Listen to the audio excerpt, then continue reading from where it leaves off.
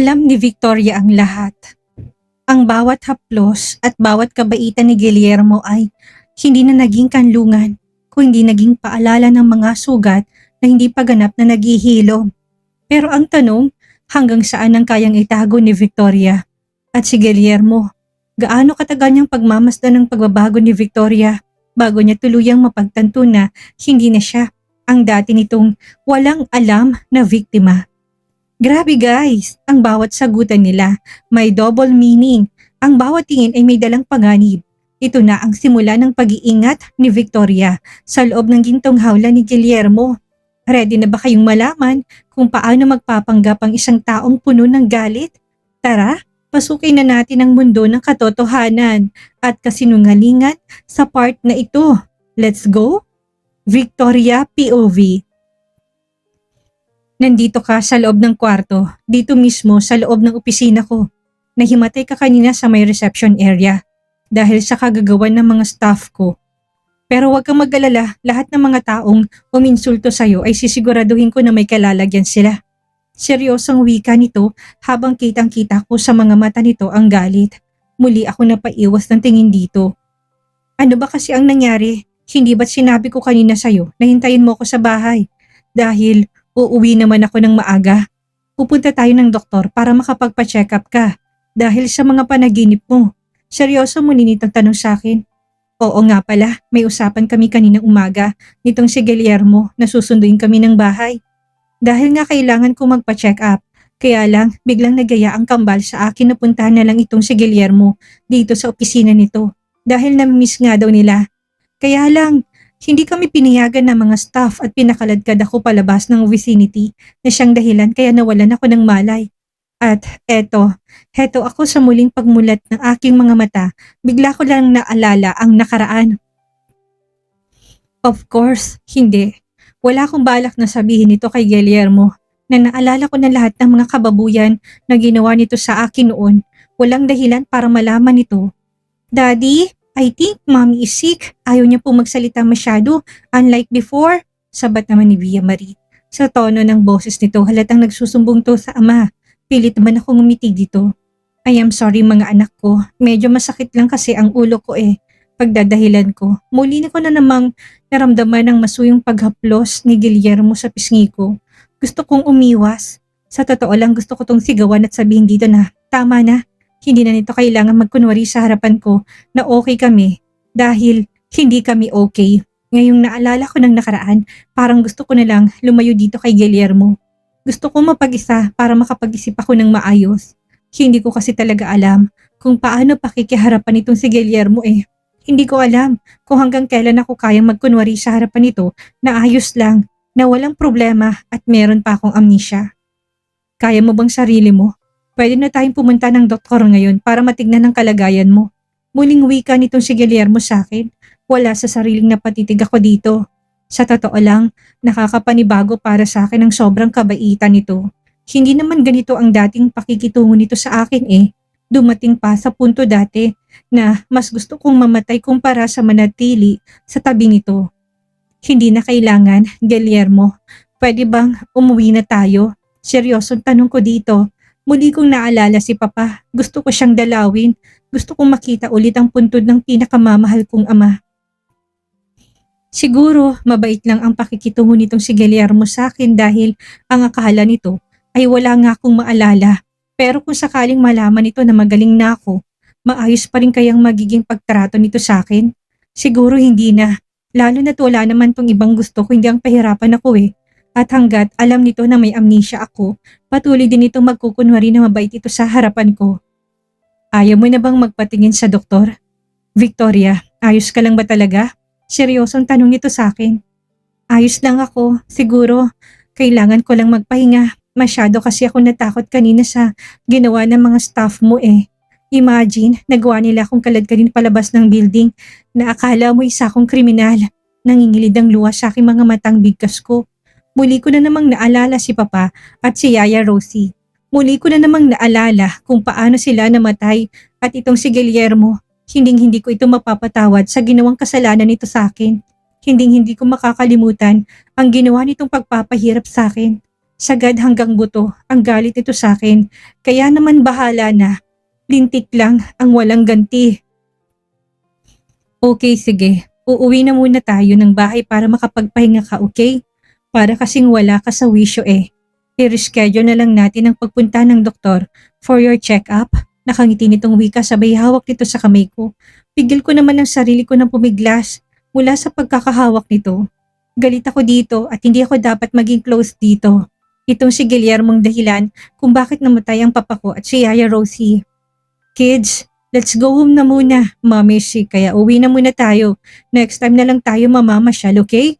Wika ni Guillermo sa dalawang bata na kanina patahimik. Halatang malungkot ang dalawa dahil hindi nga matutuloy ang lakad ngayon.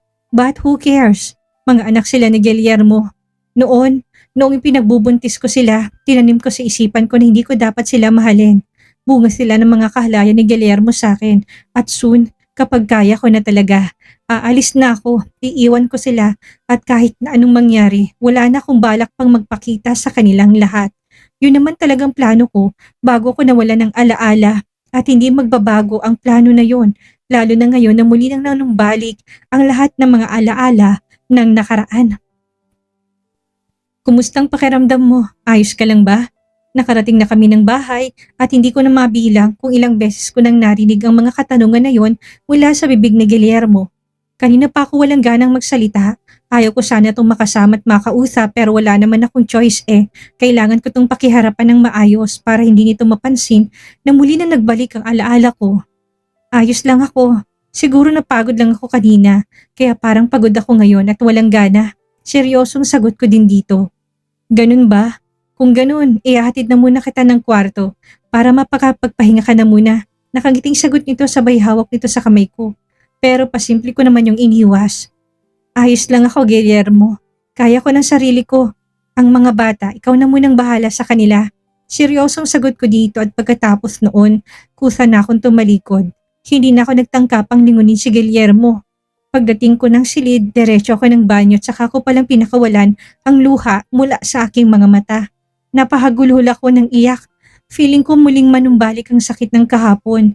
Parang kailan lang, ganitong-ganitong nararamdaman ko noong nagdurusa pa ako mula sa mga kamay ni Guillermo.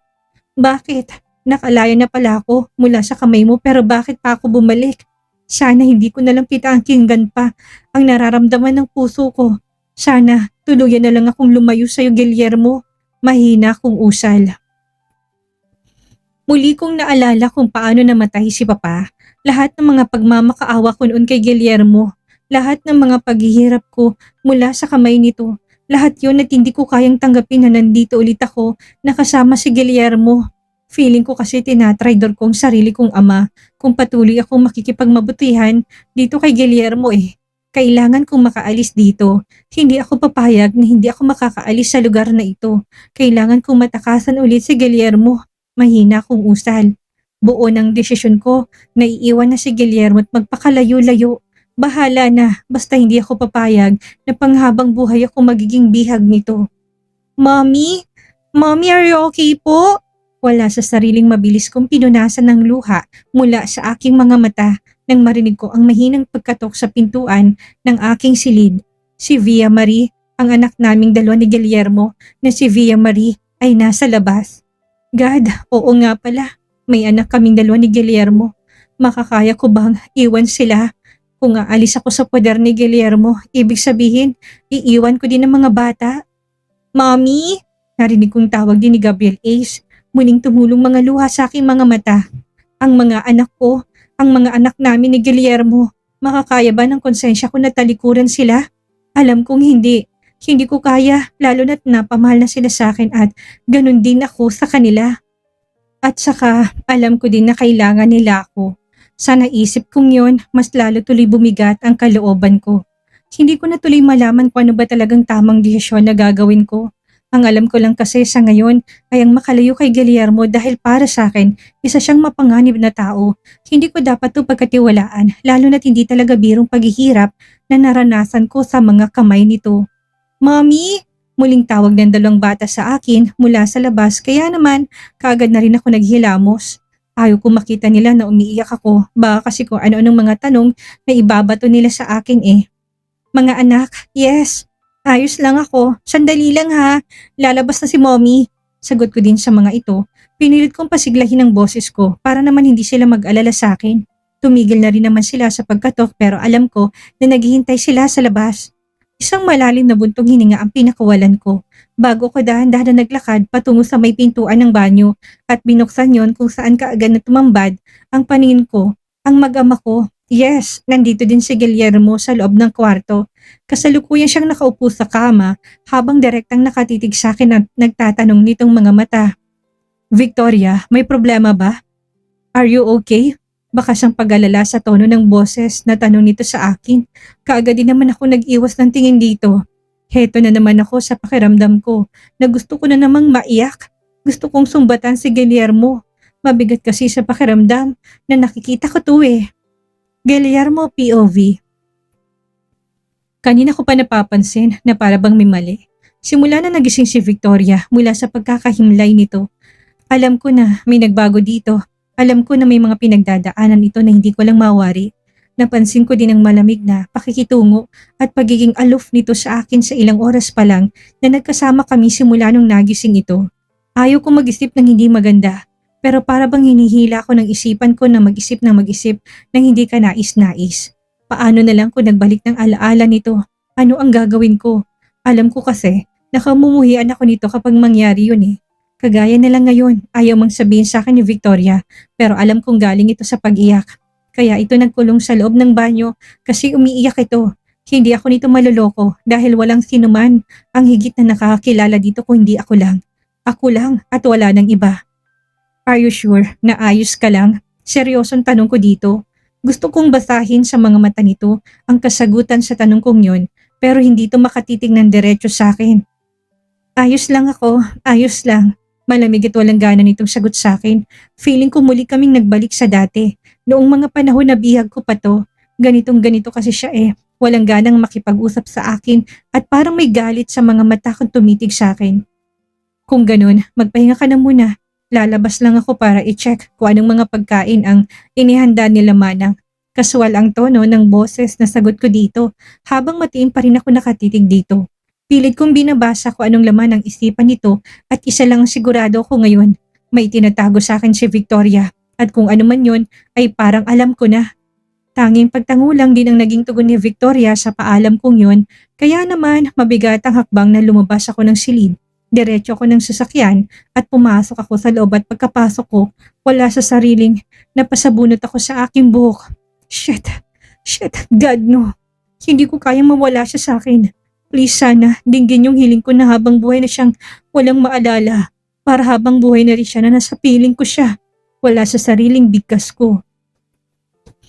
Mariin ang pagkakahawa ko sa manibela ng aking sasakyan. Gusto kong sumigaw. Gusto kong magwala pero wala akong lakas ng loob na gawin yon. Wala sa sariling in-start ko ang makina ng sasakyan. Gusto ko na munang makalabas. Gusto ko na munang magpahangin at magmuni-muni. Tama, yun ang pinakamabisang gawin sa ngayon dahil feeling ko puputok ang dibdib ko sa matinding takot at pag-aalala. Guard! Tawag ko sa gwardiya pagkatapat ko ng gate. Sakto naman na binuksan yon, kaya lumapit to sa akin. Sir, yes sir, magalang na sagot nito. Nasa loob ng bahay ang mag-ina ko. Simula ngayong araw, bawal ang bisita at bawal din na lumabas lalong-lalo ng Ma'am Victoria mo na hindi ako kasama. Bukas na bukas din may darating na iba pang mga gwardiya na makakasama nyo na magbabantay sa mag-iina ko. Seryosang wika ko dito. Yes sir, sagot din ito sa akin. Pero sir, hindi ko nga pala nabanggit sa inyo kaninang umaga. Dumating po ang pinsan niyong si Dr. Vida. Ilang minuto lang sila nag-usap ni Ma'am Victoria tapos umalis din naman kaagad siya. Seryoso nitong sagot sa akin. Kaagad naman na nagsalubong ang kilay ko sa aking narinig. Mula sa loob ng kotse, tumitig ako sa bintana kung nasa ng silid naming dalawa ni Victoria. At kitang-kita ko na nakadungaw to sa may bintana. Alam ko na nakatitig din to sa gawi ko. Si Dr. Vida, nandito siya kanina? Seryosong tanong ko dito. Hindi ko mapigilan ang maikuyom ang kamao, lalo nag-alab ang galit sa puso ko. Yes sir, pinsan niyo po siya kaya pinapasok namin siya. Pasensya na po. Sagot naman ito sa akin. Next time, kahit na mga kadugo ko pa sila, hindi sila pwedeng papasukin, lalo na't walang pahintulot ko. Naintindihan niyo ba? Seryosong sagot ko dito. Pasensya na po sir, hindi na po mauulit. Nanginginig ang boses na sagot nito sa akin. Napansin marahil ang galit na nakaguhit sa mga mata ko kaya bigla tong kinabahan. Umiling naman ako ng makailang ulit bago nagsalita. Ayos lang, sige na. Isara mo ng gate. Nagbago ng isip ko, hindi na ako aalis. Muling wika ko at pinaatras na ang sasakyan pabalik sa kinaparadahan nito kanina. Muli akong bumaba ng sasakyan at nagsindi ng sigarilyo. Hindi ko mapigilan ang mapailing at muling napatingin sa bintana kung saan nakikita ko nakadungaw pa rin si Victoria doon. Pero nang pansin marahil itong nakatitig ako dito, bigla na lang itong umalis. Muli isang mapait na ngiti ang gumuhit sa labi ko. Mukhang tamang iniisip ko kanina pa. Confirm, magaling na si Victoria. Naalala niya na ang nakaraan. Naalala niya na ang lahat. Alam ko yun at kahit na ayaw aminin nitong si Victoria ang lahat-lahat sa akin, nakikita ko sa mga mata at kilos nito ang lahat-lahat. Hindi ko mapigilan ang maikuyom ang aking kamao. Naglakad ako patungo sa wine bar para uminom ng alak at makapag-isip. Sa totoo lang, hindi ko malaman kung anong gagawin ko. Naguguluhan ako. God, kung naalala na ni Victoria ang lahat-lahat, alam kong sa mga sandaling ito, muli na naman ako nitong kinamumuhian dahil sa mga nangyari 5 years ago. Pagdating ng wine bar, kaagad akong kumuha ng alak. Nagsalin sa kupita at walang pagdadalawang isip na tinungga kong laman noon. Shit, bakit ba hanggang ngayon? Hinahabol pa rin ako sa mga nangyari sa nakaraan. Gusto ko nang magbago eh. Gusto ko nang tapusin ang lahat-lahat at mamuhay ng masaya at tahimik kasama siya. At ng mga anak namin pero bakit ayaw yung ibigay sa akin ng tadhana? Kung saan masaya na kaming dalawa ni Victoria, saka naman nangyayari to. Saka naman muling bumalik ang alaala nito. Hindi ko na alam kung anong gagawin ko. Hindi ko na alam kung saan ako lulugar. Pagkatapos ng ilan pang shots ng pag-inom ng alak, muli akong tumayo at nilisan ng wine bar. Hindi pwedeng ganito. Hindi pwedeng wala akong gagawin dahil alam ko sa sarili ko na hindi ko matatakasan ang kapalaran na ito. Hindi ko maiwasan ang paparating na gulo sa pagsasama naming dalawa ni Victoria at kailangan ko yung harapin habang maaga pa. Nagpasya akong dumiretso na muna ng kwarto namin ni Victoria kung saan nadatnan ko ito sa ibabaw ng kama kung saan kasama nito ang kambal naming anak. Pagkapasok ko sa loob ng kwarto, napansin ko na napatingin sa akin ng may halong galit na mga mata nito. Daddy Luke, binabasahan kami ni Mommy ng storybook. Ang galing pala ni Snow White. I love it po. Ang galing ng 7 Dwarfs. Nakangiting wika ni Via Marie sa akin. Pilit naman akong umitit naglakad palapit sa mga to. Naupo ako sa mismong tabi ni Victoria pero naramdaman ko rin naman ang bigla nitong pag-usog na parabang ayaw nito na magkadaiti ang mga balat namin kahit na konti lang. Muli tuloy ako nakaramdam ng matinding lungkot. Ano ba ang pwede kong gawin para muling bumalik ang tiwala nito sa akin? Ano ba ang pwede kong sabihin para mapatawad ako nito sa lahat ng mga pagkakamali ko dito? Yeah, magandang story na yan. Kaya lang pagod na yatang mommy nyo. Kids, hayaan nyo na muna siya makapagpahinga. Okay? Nakangiting sagot ko din naman sa mga ito. Yeah, ayos lang po daddy. Pagod na nga siguro si mommy. Well, see you later po mommy. Sa kwarto na lang po kami. Sagot din naman ni Gabriel Ace. Nag-kiss pa ito sa pisngi ni Victoria bago dali-daling bumaba ng kama. Si Via Marie naman ay mabilis na napasunod sa kakambal nito. See you later mommy, daddy. Ani ng dalawa at patakbo nang lumabas ng kwarto. Nang tuluyan na nakalabas ng silid, mabilis ang kilos ni Victoria na bumaba ito ng kama. Naglakad ito ng ilang hakbang palayo sa akin kaya hindi ko na mapigilan na magsalita pa. May problema ba? Malumanay ang boses sa tanong ko dito. Nakatalikod to sa akin kaya hindi ko malaman kung anong expression ng mukha nito ngayon. Victoria, simula nung nagising ka kanina, napapansin ko na may nagbago. Anong problema? Pwede mo namang sabihin sa akin eh. Hindi ako kaaway. Nakalimutan mo na ba? Ako ang ama ng anak mo. Seryoso kong muling bigkas. Umaasa ko na sana maisip nitong anak namin. Kung sakaling naalala man nito ang nakaraan, umaasa ko na magkaroon ng puwang ang pagpapatawad sa puso nito. Kailan tayo babalik ng Hacienda Balboa? Seryosong tono ng boses na tanong nito sa akin. Simula nung nagbalik sa piling ko itong si Victoria, ngayon ko lang ulit narinig ang mga ganitong klaseng timbre ng boses mula dito, yung napipilitan lang na magsalita at walang ganang makipag-usap sa akin. Confirm nga, hindi ko na kailangan pang itanong dito. Naaalala na nito ang nangyari sa nakaraan. Bakit gusto? Bakit gusto mo na bang makabalik doon? Ayaw mo na ba dito? Seryosong tanong ko dito. Hindi naman to nakaimik, isang mahinang buntong hininga ang narinig ko mula sa bibig nito bago sunod-sunod na umiling. Para kasing mas gusto ko doon eh. Masariwang hangin at malaya ko nakakakilos. Dito sa Manila, hindi ko kabisadong buong paligid. Victoria, Guillermo please, pwede bang bumalik na tayo ng hasyenda? Pwede ba? Muli nitong bigkas. Hindi ko naman mapigilan ang mapailing. Nagpasya akong lapitan nito at hawakan sa magkabilaan nitong balikat pero naramdaman kong pagpiksi nito at muling paglayo sa akin. Malungkot naman ako na pangiti. Hindi ko alam kung hanggang saan at kailan ko kayang magtimpi pero sa lahat ng ipinapakita ngayon nitong si Victoria, isa lang ang sigurado ako. Labis akong nasasaktan at natatakot na baka tuluyan na ito na mawala sa akin. Grabe guys, nakakabigat sa dibdib ang part na ito hindi ba? Ramdam na ramdam natin ang bawat kaba ni Victoria habang pilit niyang nilalarong isang delikadong laro ng pagpapanggap at si Guillermo naman kahit na nagbabalat kayo sa pagiging mapagmahal, unti-unti na ring nararamdaman ang hawla niya ay nagsisimula ng mabaklas. Dito natin matututunan ang isang malupit na aral. Ang katotohanan ay parang isang apoy. Kahit gaano mo ito subukang itago sa huli, ay lalabas at lalabas pa rin ang liwanag nito. Minsan, mas mahirap pa pala na magkunwaring hindi mo alam ang totoo kaysa sa harapin ang sakit na dulot nito. Victoria is choosing her battle at sa bawat segundo, parang oras na lang ang kalaban niya. Sa tingin ninyo, gaano katagal pa kayang panindigan ni Victoria ang kanyang pagpapanggap bago tuluyang sumabog ang tensyon sa pagitan nila ni Guillermo? At sa pagbabalik nila sa hacienda, ano kayang naghihintay na panganib para sa kanya? Abangan natin ang susunod na kabanata. Huwag kalimutang i-like ang video na to kung damang-dama nyo rin ang hirap ng sitwasyon ni Victoria at mag-comment kayo ng inyong mga tsorya. Ako ang inyong storyteller, si Miss Maria, at hanggang sa muli.